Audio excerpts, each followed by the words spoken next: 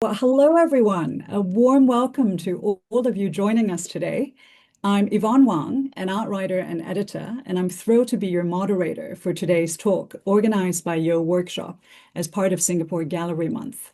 Over the next hour or so, we'll talk about what it really means to support artists, hearing from an artist, a gallerist, and a patron about the roles they each play in shaping the art ecosystem. Before we dive into our conversation, I'll give a quick introduction of our speakers, followed by a video featuring the artist. We'll have a Q&A at the end, so I'd love to hear from as many of you as possible. If you have questions, please go ahead and pop them into the chat. Just a quick bit of housekeeping before we continue.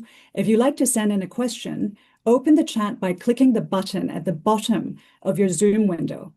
In the chat panel, select Yvonne Wang, that's me, in the to drop down and type your question. It'll come straight to me and I'll round them up for the Q&A. So on that note, let's get started. I'm thrilled to introduce our first speaker, Aki Hassan, a Singaporean visual artist based in Glasgow. Aki's practice explores trans kinships, networks of solidarity, and the complexities of non-binary embodiment through sculpture, drawing, and experimental comics. We're also joined by Aki's gallerist, Audrey Yeo. Audrey is the president of the Art Galleries Association Singapore and founder of Yeo Workshop.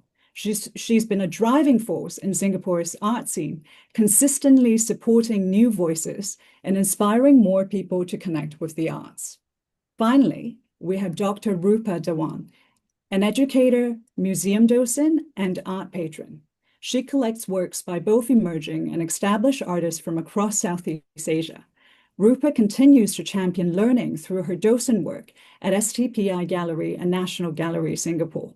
And here's a video of Aki at Lista Basel last June. For those of you who may not be familiar with List, it's a fair focused on emerging and experimental contemporary art. Can we go ahead and play the video, please?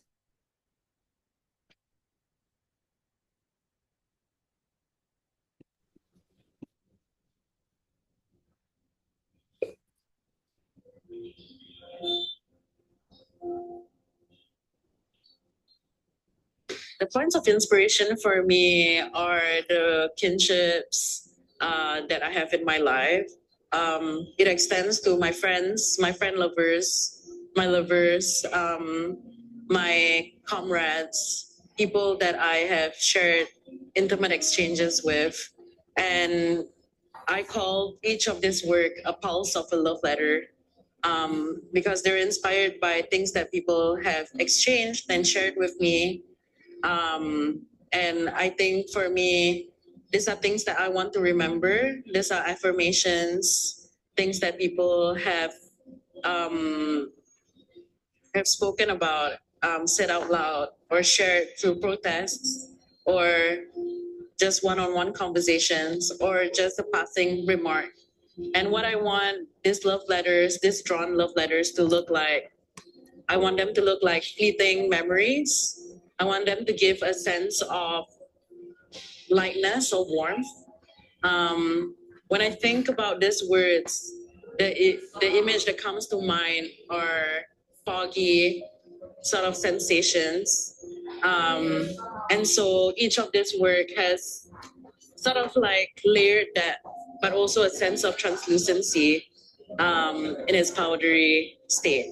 Yeah, so with my sculptures, I wanted them to be present in this show. Ultimately, I have a drawing practice, but making the sculptures to me is an extension of the drawing practice itself. And what I really love about having the sculptures here is that they are present as embodied spores. Someone actually mentioned that my sculptures look like scribbles coming into real life. I think there's something quite beautiful about that, because once you come into the space, the viewer feels confronted by the way they navigate in the space itself. The way that I place the sculptures, they're carefully placed around the space, and they are able to sort of propose a subconscious way of moving closer to the works itself. And to me, I use these sculptures as a way to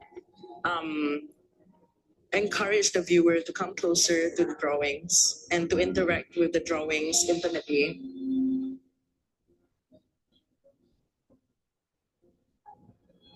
I hope that they would think about the kinships in their lives. Um, I think for me, my starting point for these love letters are the kinships in my life.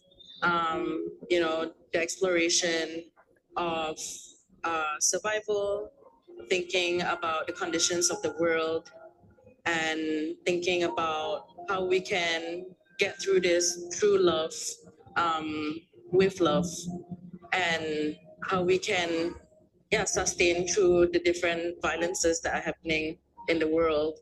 And I feel that if we veer away or move away from hyper focusing and giving ourselves to the difficult states, if we center the loving sort of embodied feeling of safety or the nuances of kinship, um, maybe it's so much more easier to get by.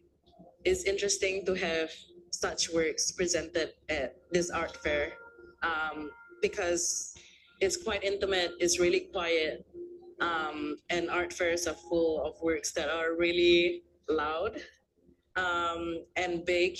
And I think there's a lot of power, a lot of power in quiet resistance.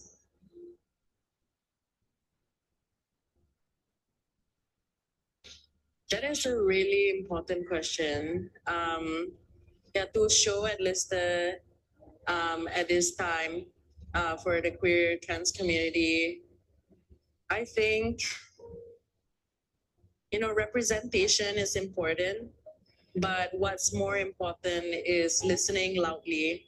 I think to open your ears to what is actually happening, to the communities that you may not necessarily be a part of. But I think empathy is a practice, it's actionable. Um, and I think through my works, what I'm hoping is that is something that people are willing to extend beyond their immediate communities or environments. Um, yeah, I'd say that as a trans artist myself, working through the non-representational form has been both good and bad because it's not directly representational of my transness. But that's what I hope people are able to do. Trans people are not just um, subjects to be fetishized. We're also people with feelings.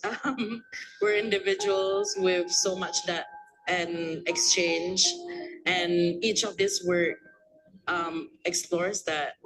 I think trans people are love letters. Um, each of us are love letters in itself. There's so much. There's so much that we've gone through, and collectively, I think this show shows that.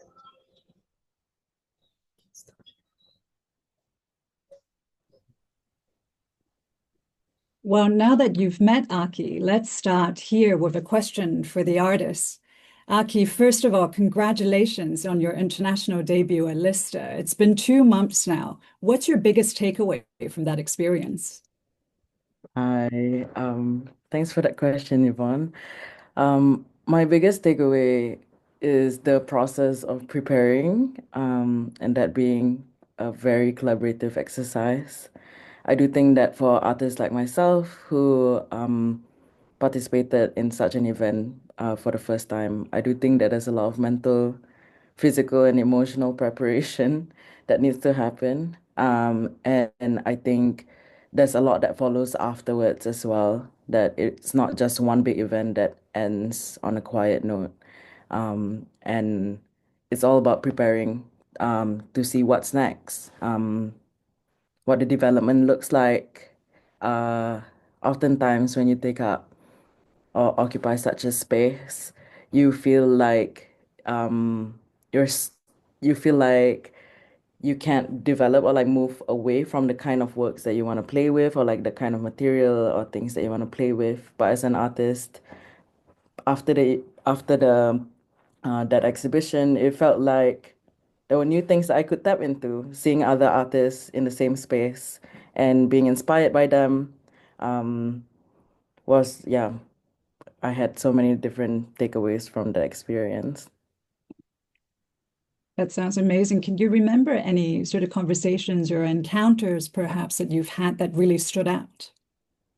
Yeah, I think for me, um, I learned to embrace the quietness of my work. That was something that people pointed out quite a lot during the experience, the exhibition. Um, I think as an artist, there's a lot of work that I had, or like self-reassurance I need to put build up um to brace myself for that kind of environment. With art fairs, I think, there's a lot going on, a lot of movement, a lot of activity, so many different directions that people are being pulled into. And for me, it's about standing strong, in the kind of, um, whether it's ideas or things that I want to say through my work. People that came by, um, really spent their time in the space, looking at each work and being with the work. And for me, I spent about 4 or 5 out of those days doing like 1 hour or half an hour performances.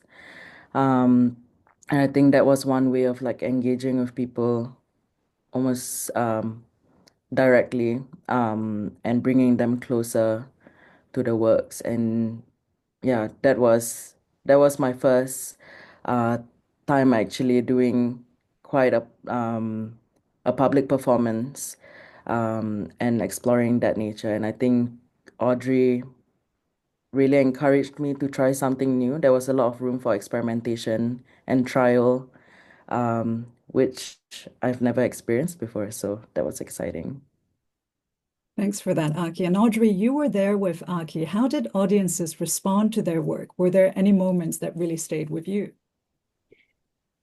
Yeah, well, first of all, I'd like to say good evening to everyone and thank you for joining. I can see that, we have some members from the Singapore Art Museum Institute of Mental Health. We've invited the National Arts Council and obviously collectors, patrons, advisors, and some of the people who are in the call were there at Basel as well. And it's quite fun when we travel with everyone and they're sort of hanging out at the booth every day. So it was really a nice experience. I hope Aki had fun as well. But it was really a joy to have the artists there, and of course the performance that our Aki activated with the works every day. I think that was truly quite special, and it evolved day by day as well. It was very moving. Um, I think there was a few people who were moved to tears. I'm not sure if we have the video, the YouTube of a longer kind of version where we can actually hear, because Aki's reading from some notes that basically it's their diary that they're reading from, very poetic, and it's also very surprising, very intimate, and slow. And it was surprising for an art fair for people to slow down and sort of, you have to lean in and listen to what Aki's saying while Aki was doing the performance. It was very moving to have that activation as well. I mean, the works themselves are very soft. They're very luminous, hazy. I think in Europe, people are attracted to that kind of drawing practice. So from which is a little bit different here in Asia, I think the way they approach. So I felt that a lot of British or French people already had this kind of interest in a drawing kind of practice, line work, gestures, and initially they were drawn in by that kind of conversation that they wanted to engage in. And then they realized the stories, the context, which, um, for me personally, as a Singaporean, I can relate to kind of like difficulty in expressing emotion, and that's how I read it, at least, kind of very romantic, but there was the words are kind of rubbed out, so you have to look closer, and it's that softness it's not to stereotype us, but softness that we have in interaction, or, that kind of thing. So I found that very interesting that we had like a emotional response to the work that everyone can relate to. And then after that, when we dig deeper, it was kind of like, oh, where are you from? Oh, I'm from Singapore, and then you kind of open those kind of conversations. I mean, Aki lives in Glasgow as well. So they're influenced by many different things that are very universal. And we're not just influenced by our geographies. Obviously, we're influenced by communities online. So not to say, but there was something for everyone that could open up conversations just about emotions. So I thought that was very moving. I was surprised because art fairs are usually quite hectic and, kind of competitive. And by Aki bringing something like that, I think it really brought the vibe to a different place. If I can, Certainly. Yeah, certainly. And speaking of audience reaction, as a patron and collector, Roopa, you must come across loads of, new artists. What is that spark or quality in a work that makes you pause and think, this is something I really want to engage with? Thanks for the question, Yvonne. Actually, I never thought of myself as a collector till you guys labeled me as one. But I realized that over the years I have been collecting art, and indeed, what is it that speaks to me? So it's different things at different stages of one's life, and I realized that I had been collecting since my 20s. I did not think of it as collecting. It was just, for me, it was just enjoying. And it was not about acquiring or investing in art or, any kind of acquisition, its purpose. For me, it was mainly about building connections and about learning about a culture, getting deeper into it, and also about the history. Because there is so much that is personal and cultural and historical that an artist does, which goes beyond just the work that the artist is making. Because I think it's the entire sphere of influence that you are looking at that becomes so significant. So I think that, to me, that spark is, again, my interest. And, as a couple, my husband's interests are totally different sometimes from mine. But it's all right. We compromise on things, right? What we're going to collect. So I love something that really speaks to me in terms of ideas. Like, for example, the social responsibility, or an artist who's really trying to make a difference, or commenting on a work. So, like when I met Suktin, I had acquired her works at a disability exhibition that I didn't even know existed in Singapore so many years ago. And over time, I got deeper into her work, and I was fascinated that here was an artist who had spent 10 years away, come back to a totally changed environment, and felt that the culture of Singapore had changed. And she was commenting on it, of people trying to escape HDBs, people who were, on feminism, of trying to be free, breaking out of an egg with all the sperm floating around. So things like that. I thought, there was a sense of humor, a little bit of satire, but there was something that really spoke to me, that here is a disabled artist who, despite the odds, continued, never gave up, actually switched media, right? She moved into sculpture when she could see. She moved from printmaking, which is a very difficult art when you're 80% blind. So things like that. And over the time, I think I've veered towards collecting works that really speak to me personally, either about the environment, about feminism, about social responsibility, and works that really appeal to me on a conceptual level. That sense of connection you mentioned, it's so important. Now, I want to rewind a little bit and take us back to the beginning, Audrey.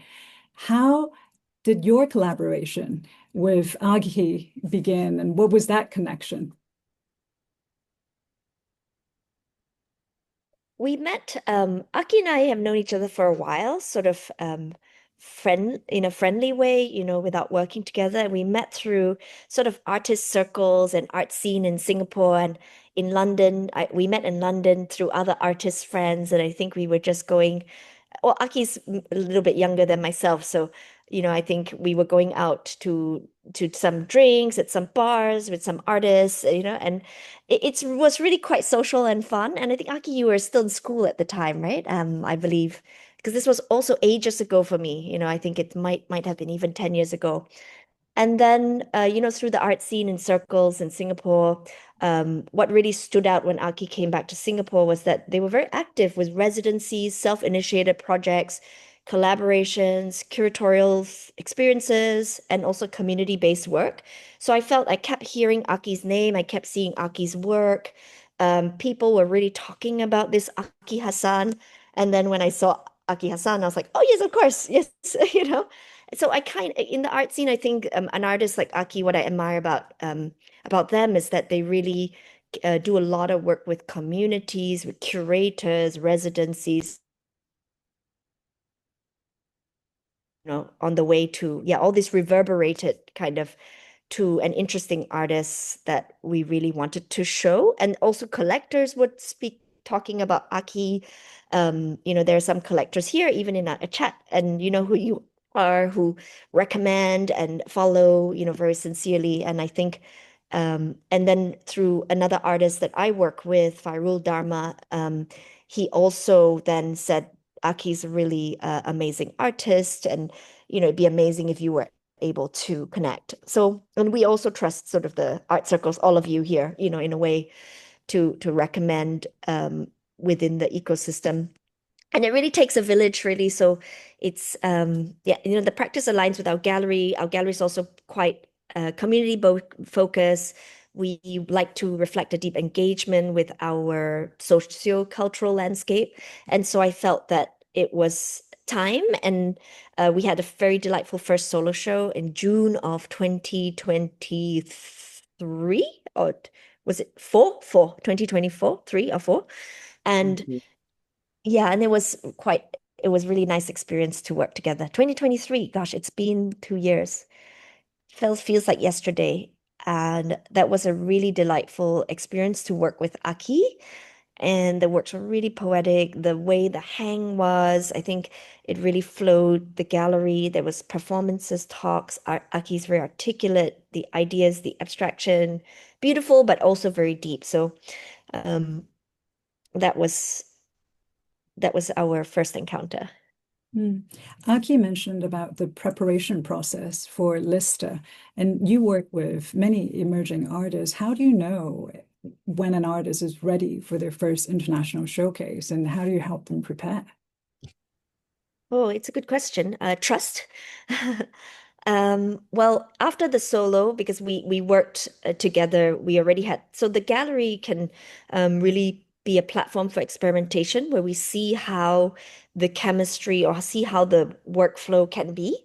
So in a way, I don't put a lot of pressure on the artists when they put a lot of pressure on themselves. I have to say all the solo shows of our exhibitions, and not just of Aki Hassan, but the other artists that we work with have been incredible.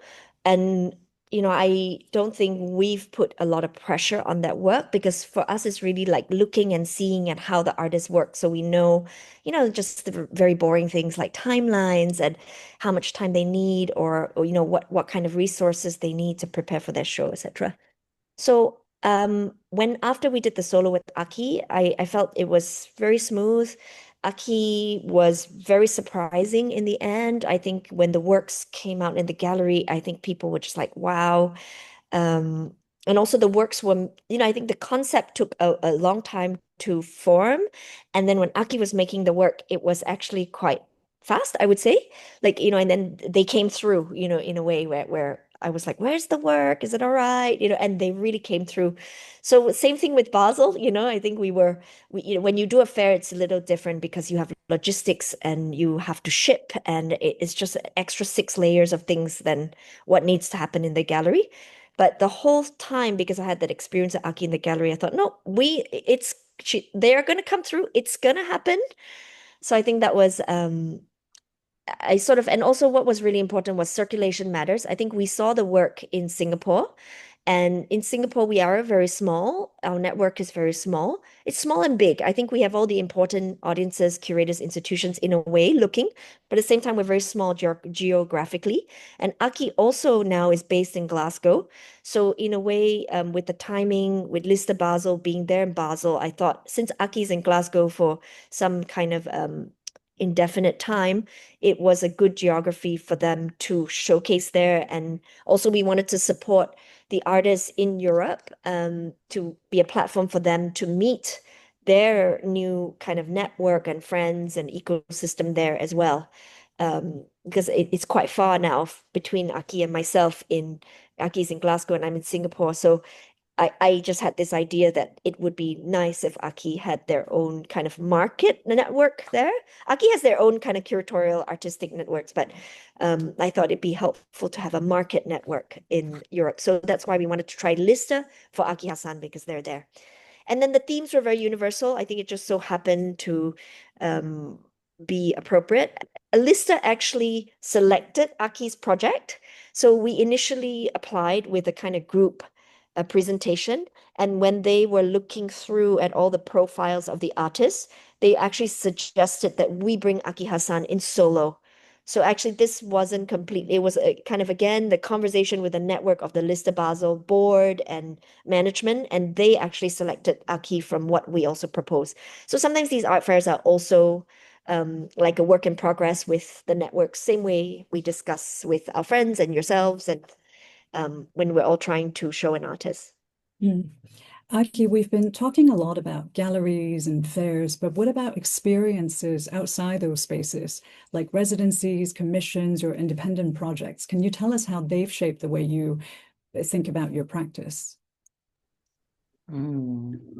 I think that each of those things sort of offer different types of spaces and thinking hats to tap into. As an artist, you really need to have those spaces to and opportunities to tap into different aspects of your practice and see how you can sort of stretch out certain ideas, certain ways of like engaging with people, thinking about sustaining and strengthening networks, whether it's locally or internationally. For me, residencies have really like made allowances for that. And through residencies, I meet people who I then have potential collaborations with, people that I have deeper conversations with.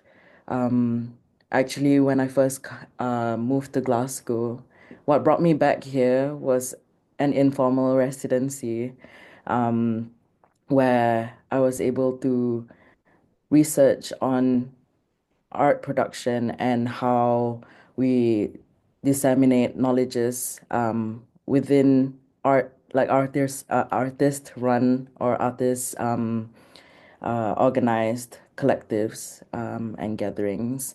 And for me, I really wanted to understand how these modes of gathering was sustained and how they inform yeah, the way that artists think and the way artists share information. And for myself, I wouldn't be able to tap into those networks if I don't have residencies as a starting point. As for commissions, I think being able to think beyond like the art public is something that I think about quite a lot when I was making, uh, building up the public art sculpture. I was not only thinking about people who were in the arts network or scene, but the people that would just pass by my work and encounter it every so often. For me, the idea of occupying such a space is one that, as an artist, you have to negotiate and think about. Um, and the sustainability of the work. It had an expiry date to some extent. Is the public work that was commissioned by SAM. Is that correct? The Singapore Yeah. Art Museum. For me, the expiry date was meant to be 3 years after the commission ended, but I then realized, or it really sunk in, that public art do not really die, or there's not really like a how to say, we shouldn't think like that. As an artist, sometimes we're so used to like working with end dates, or um after a while, after like the duration of the exhibition, you think about them going to storage. But with public sculptures, they're so big and they're so humong, like they take up so much space, that in Singapore you wouldn't think about storage at all, for them. So what happens to a lot of artists is that they consider throwing them away, or yeah, disposing them. And I think that's such a shame. Um, so I was really, um, yeah, just like I think my relationship with your workshop, if not for the support that Audrey has given me through this collaboration, this sculpture wouldn't have found a new home. So I do think that like through all these different experiences beyond the gallery, um, what happens quite a lot is that the galleries do look at those projects and think about how do we support the artists. At least that's based on my experience. That's how it feels like. And I think for me, these experiences with residencies, self-initiated projects, and commissions, all of them sort of culminate to me feeling more confident about my practice being a flexible and responsive one that's able to move between institutions and communities, and a gallery collaboration. Yeah. Aki just mentioned, the expiration date of this public sculpture. And Audrey, when we spoke earlier this week, you mentioned a wonderful story about swooping in to save this work. I found it absolutely fascinating. Would you share with us today? Well, I think the work's really delightful if you've been to Duxton Hill and you see people doing yoga with them. So, we actually got a call from one of our friends, at the Singapore Art Museum who said that, oh, these lovely sculptures have to move, they have to move. And I think NParks took the land back, or NParks, or so it's a Singapore Art Museum commission along Chinatown, Duxton Hill. And good thing we got the call. And I realized one of the things I've really learned in all my years of being a gallerist is that, the networks and your collaborations really matter. And so we got this call and we thought, oh my gosh, it's lovely. What do you mean it's got to move? Got to move means it goes to the bin. And we thought, absolutely not. How can you throw away art? Like, this is really insane. And so, I was just sort of casually kind of complaining to, our friend group, which are also the sort of art group, art patrons group, and I was having a coffee going, you won't believe the conversation I had today. And, through that person and Charmaine, who is really wonderful, I think her work is with hospitals and she helps to fundraise and develop donors and projects for that. She's like, but all the doctors, at the Institute of Mental Health and the doctor group, the doctor collector groups, and sorry for calling you guys out, Jeff and gang who work, I think you're here in the call as well. So thank you for joining us, who work at the Institute of Mental Health. And so we, very coincidentally, painfully at first, because I think, well, before that coffee, that afternoon consisted of me calling everybody I knew who had a family office and saying, do you have tax incentives, and trying to think of really creative ways to kind of save these sculptures, or might you want a sculpture in your office lobby, and I had all these very strange conversations leading up to my finally with my friend and a coffee. And then she was like, why didn't you call your doctor friends? And we did, and together, I think the whole community came together to sort of find a place to save the work. Of course, there was a cost to move the work, and this is when again I called the wonderful donors from the Duo collection who have a wonderful art collection also on this call. Thank you very much for joining um, to kind of help to save. And I think everybody, the right people at least, didn't even hesitate to say, absolutely, let's do this. And it's funny, the wrong people were the ones who, who maybe the family office, some of the ones that I spoke to who weren't already in our art scene were the ones who didn't quite understand. But when you find the right people, I think they were like, of course, absolutely. We can't let this sculpture kind of go away. So it's sitting now quite delightfully at the Institute of Mental Health. We're going to launch it in October. I'm super delighted because they're beautiful sculptures. The Singapore Art Museum and the curators have put in so much resources, not just money, but also their time in curating and thinking about this work, Aki themselves, with their fabricators. And I think it looks really beautiful in the gardens there. And they seem to enhance the surroundings. And I mean, if you believe that art can kind of be something like a window into imagination, I think it does bring some joy and to the patients. And there've been some really lovely, they did publish a little kind of bulletin where they they send it to their patients to ask them to go look at this sculpture, and they relate it because a lot of Aki's work, there are two materials, they're leaning against each other. So there's Aki, maybe you want to explain this, you probably could explain this better to me than me. There's a resin and there's a metal, and they intertwine. So it's this idea of interconnectedness and reliance and support, the two. So that's how the whole sculpture balances. And so they've relayed that kind of story to their patients to say, we all need each other. Please reach out for help if you need anything. And I feel that way in the art world as well. We all need each other. We're only one small piece in the whole puzzle. And with this sculpture, it was case in point. Many people worked on it. That's such a beautiful story. Honestly, we could do a whole other talk on the afterlife of public commissions. But for now, I'd like to bring Roopa back into our conversation. And Roopa, I think Audrey touched on something really important about stewardship and value, not just commissioning or acquiring a work, but also caring for it over time. How do you think about that responsibility and the way you support artists, especially emerging artists? I think, first of all, when as patrons of the arts, or as lovers of arts more so, I think we establish a relationship with the galleries. And I think the galleries are very, very significant here because they guide us. They provide the context for the artist. They've got the research, and we go deeper into that. And if you like an artist's work, the galleries will always say, listen, this artist is on show.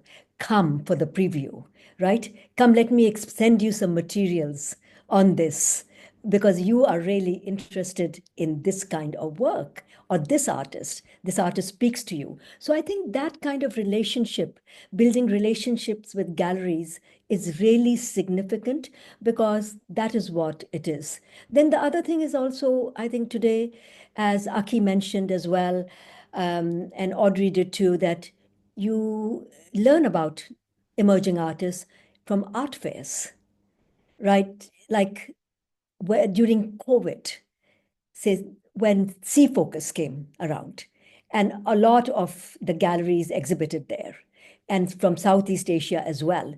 You learned about people in the neighboring countries too. And I remember going and picking up an artwork from this little known artist, but it really spoke to me, who was totally self-taught, Assamji. And I then, even at Art SG this year, I went look when I saw the gallery that had showcased him mentioned, I went to it looking for the same artist because I'm not a social media person. So I don't follow them on social media. I wish I was, but I think I'm too old for that.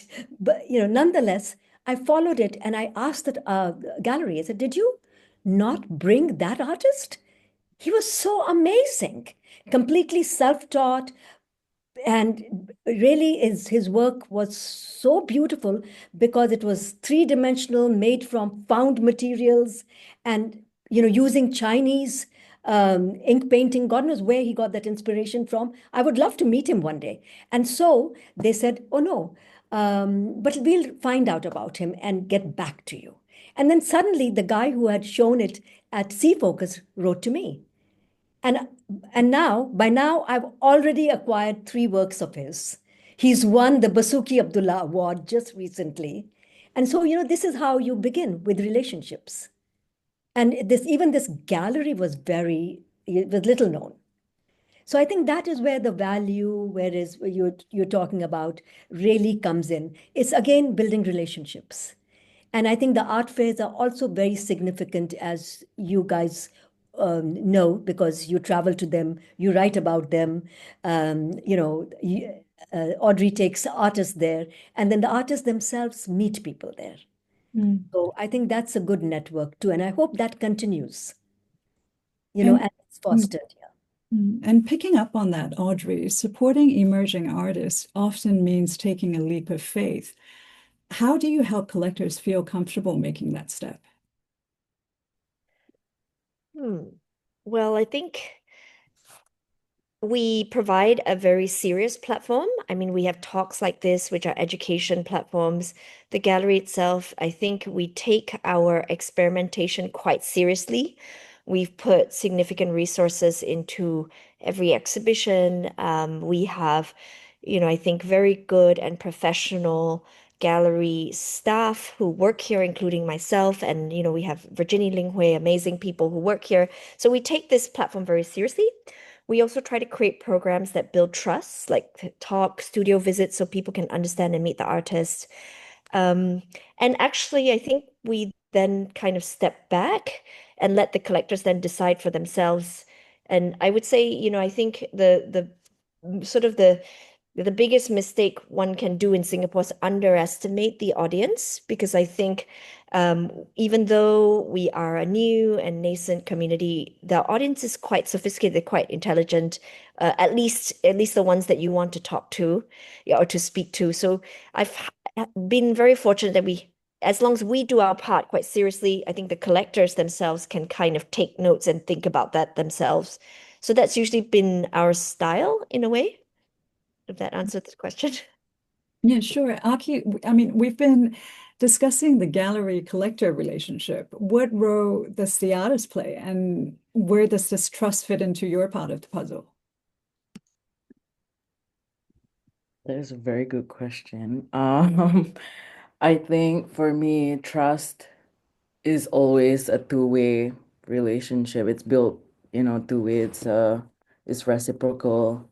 And for me, it's about getting to know not only the gallery, but the people that collect their works. I think something that I've realized as I'm growing and developing in my practice is that location does matter.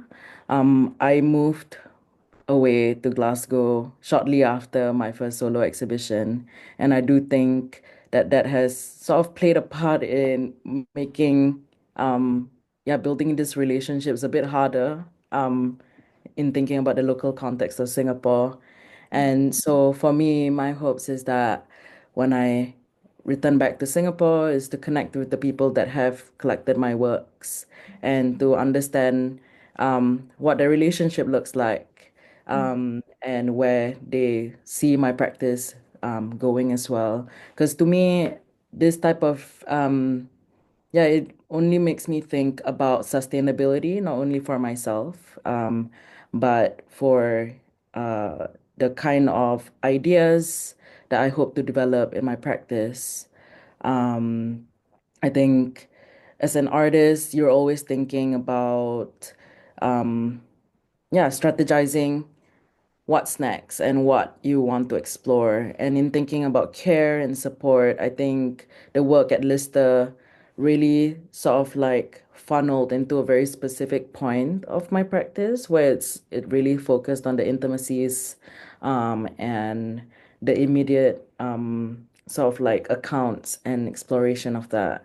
But what's next for me is hoping to think about interdependency in a different scale, and thinking about what performance and a sculptural installation could look like, um, and what that could look like within either gallery setting or yeah, what kind of settings do I want to be exploring these ideas in?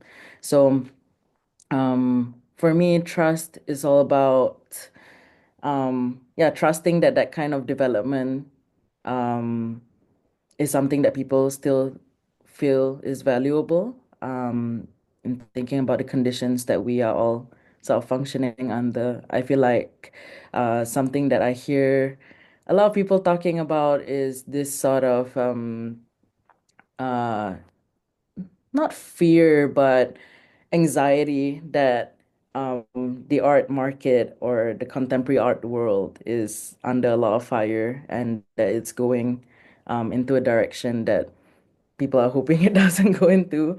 But I think as an artist, there's still a lot of hope because we still want to make things and we still want to ideate and um, there's still a lot to be talking about and there's a lot to engage with. So. Like Mm. you mentioned sustainability earlier, and I'm interested in what sustainable support looks like for you, especially in the context of Singapore, where the art market is still developing. I think for me, sustainability looks like access to whether it's affordable or subsidized studio space, rehearsal spaces, exhibition spaces, and technical resource. I think that's something that I think quite frequently about when it comes to Singapore. As an artist, I do find that having such resources only allows artists to develop um, uh, much more consistently. Oftentimes, I feel like artists in Singapore straddle multiple roles, whether it's it just as an artist, or organizer, educator, artists take up all these different roles, and it's very rare that one stream is able to sustain a livelihood. So I think for me, I I am excited to know that like there are still residency programs that are actively sustained in Singapore and seeing the new emerging voices being supported. Um, yeah. And how does it compare to Glasgow, where you are now? I think it's all very different because of the different sort of like um, funding streams that are available. I think in Singapore, it's very new and I think the newness it's exciting and makes people feel like there's a lot that still needs to happen. I feel like in Glasgow, on the other hand, um, because it's established, it's always being challenged, the creative funding. And I do think that like geographically, it's very different as well.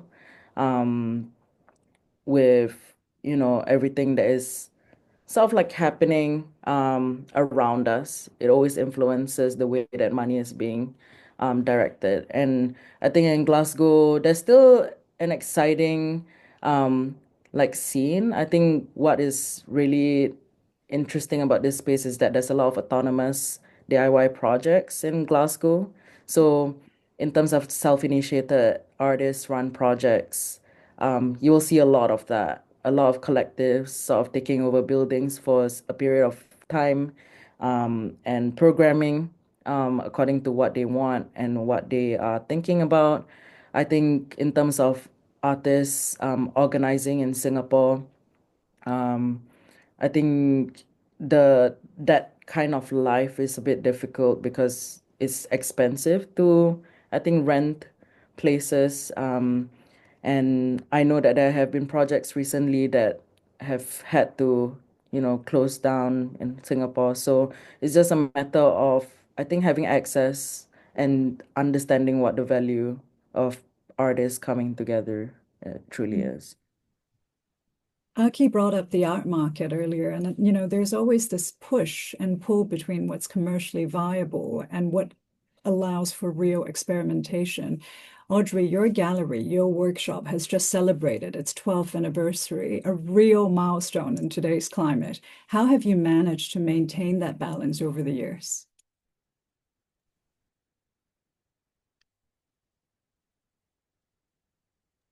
I'm not really sure what commercial viability means. We have been for the last 12 years quite commercially sustainable, I suppose, because we are still alive. I think, I can credit the fact that we are in Singapore, we're relatively in a pretty good position, it's stable, and therefore, I mean, there are its cons like, high rental, of course, high cost of living. But I think, we got for example, for the Lista Basel presentation, we were able to defray some of our costs with a very, I wouldn't say generous support, but we got support from the National Arts Council, which really helps us to bring, young artists even to very expensive art fair in all the way in another part of the world. So I think there are barriers such as very rigorous paperwork, for the sake of accountability, but there is support as long as it comes down to people have the time and space to advocate for it. So I think as Aki mentioned, I think we're in a sort of growth kind of mindset, which is very helpful. And there are resources as long as you have the wherewithal to find the time and manpower to do it and advocate for it. A lot of my work for the Art Galleries Association is also voluntary, and I have to say it's difficult balancing, my own sort of, we all need to work, right, for money. We all need a job, and that's been very challenging to sort of do all these extra work on a voluntary basis. But there are a few of us, yourself including, and everyone who's here who is advocating and trying to push so that things happen here. So I think, sorry, back to the commercial viability. I haven't really thought about that in a way, but I know that if we don't do it, we're dead. So we have to do it. I love talking to the rest of my board because we always say, oh gosh, we have to do this, but if we don't do it, we're dead. So we have to do it. And it's just to kind of bring attention. Also, I think with commercial viability is more that we look at the artist practices, and if they are good, and they are, it looks good, they look good, the practice looks good at all levels, whether they are young or old. Maybe that translates equals to commercial viability because that's sort of they're able to produce and evolve and research something that will excite the market. And the market can really be one person. You convince one person, who just loves your work, and that person supports you, or the market can be a broad base of people who like a certain thing. So I think this market thing is very elusive, actually. So it's more about whether the artist practices are good, and for us, we showcase that. And as a Singaporean, I always am very competitive with my other friends from other places to be like, nope, we have art and culture here too. We have great artists, and we are, we have a scene. So I think that really drives me to show really good artist practices, and they have been rewarded, which is nice. Mm-hmm. Well, and speaking of looking ahead, Roopa, what excites you most about the Singapore art scene, the future of Singapore art scene? What really excites me is that, I got exposed to so many Singaporean artists during COVID because the galleries could not bring in the foreign artists or they couldn't travel. And so I thought they got a platform. And it was amazing because it offered fresh perspectives. And I think that is what we are looking for in art, right? A new viewpoint, a fresh perspective at looking at life, and building this beautiful culture. So I think even the residencies that left Gilman Barracks, sadly, but you now have residencies at SAM.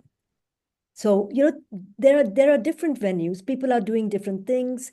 The galleries that are around are still surviving beautifully and still selling works and still engaging artists. So I think there is a lot to be said about the future of Singapore art.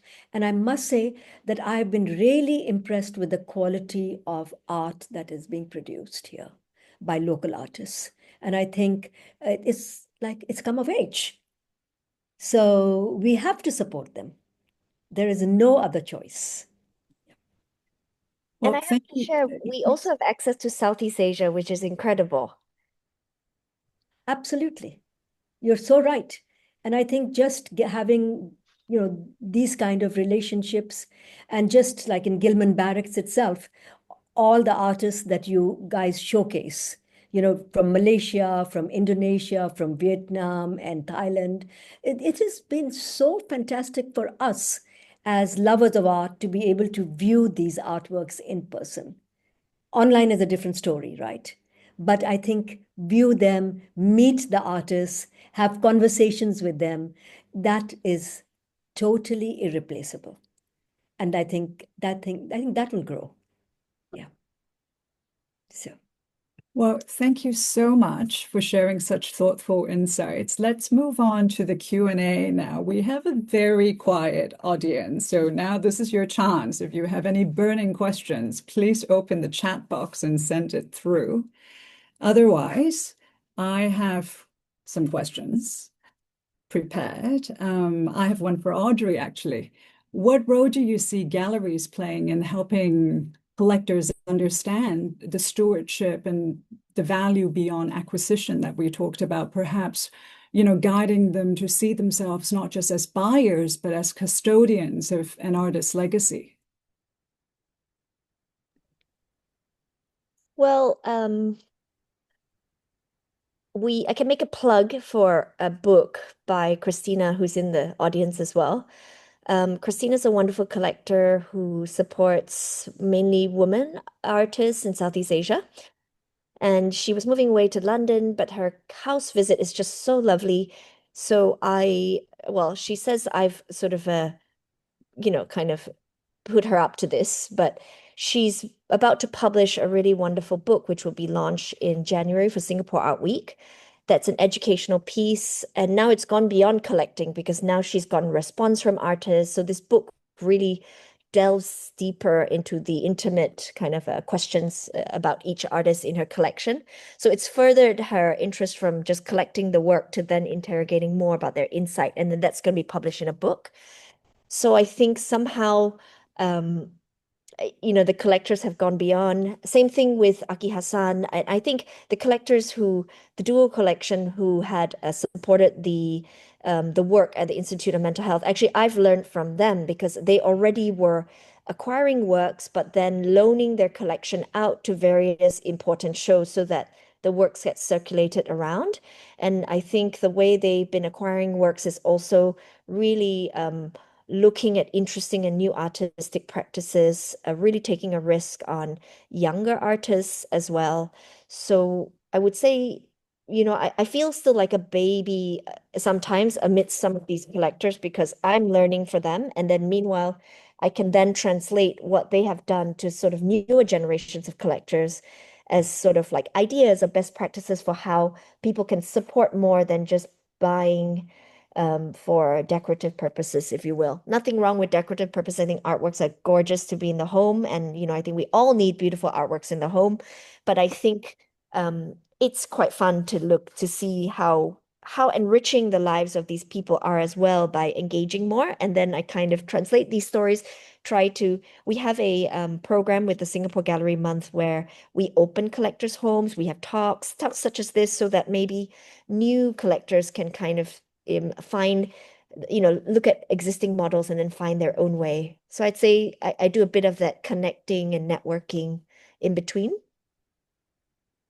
Well, we're just about out of time, but what a great exchange we've had today. Thank you all for your time, and especially our speakers for your generous insights, and to the wonderful team at Yeo Workshop for hosting this conversation. And I think we can all agree how important it is to keep supporting artists, whether by showing up, collecting, or spreading the word about their work. If you are in Singapore, don't miss the programs happening for Singapore Gallery Month.